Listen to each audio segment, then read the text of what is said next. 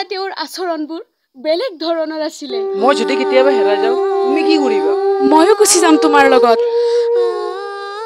মই যদি কেতিয়াবা বহু দূৰলৈ গুচি যাওঁ, মই যদি নোহোৱা হৈ থাকোঁ, তুমি নোহোৱাকৈ মই এটা মুহূৰ্তও কল্পনা কৰিব নোৱাৰো। কিন্তু তোমাৰ কি হৈছে? এনেবোৰ কথা আজি তুমি কিয় কৈ আছা? ব'লা আমি এতিয়া টিভিত চিনেমা চাওঁগৈ।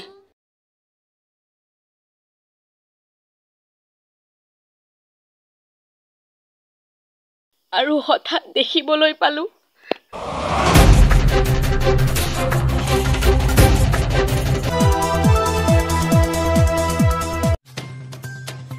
এই মুহূৰ্তৰ বিগ ব্ৰেকিং নিউজ। মহানগৰীত সংঘটিত হয় এক লোমহৰ্ষক হত্যাকাণ্ড। ৰাতিপুৱা প্ৰায় 10:15 সংঘটিত হয় এই ঘটনাটো। এখন তীব্ৰবেগী ট্ৰাকে মহতিয়াই লৈ যায় দুচকীয়া বাহনৰ সৈতে পল্লৱ নামৰ এজন যুৱকক। যদিও স্থানীয় আৰক্ষীয়ে যুৱকজনক হস্পিটেললৈ লৈ গ'ল, জানিব পৰা মতে হস্পিটেল গৈ পোৱাৰ আগতে যুৱকজন মৃত্যুমুখত পৰে।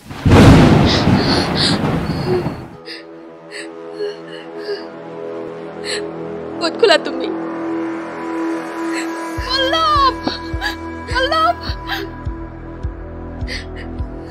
ক'ত গ'লা তুমি? পল্লৱ! তাৰপিছত মই লাহে লাহে গম পালো তেওঁ যে অফিচলৈ গ'ল আৰু ঘূৰি নাহিল। আহিলে তেওঁৰ চাহটো।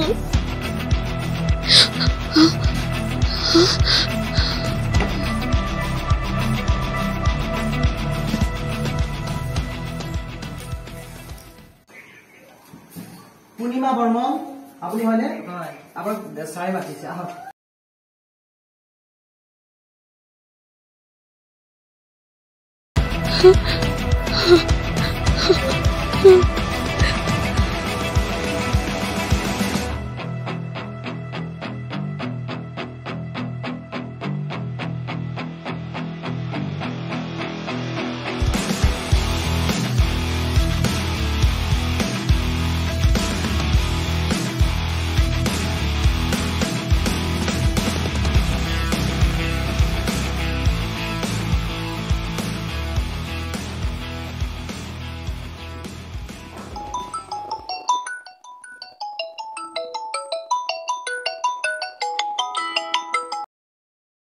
হেল্ল', আপুনি পল্লৱ হাজৰিকাৰ কোন হয়?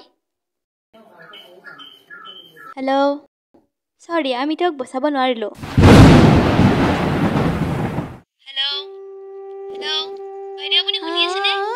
Hello', hello',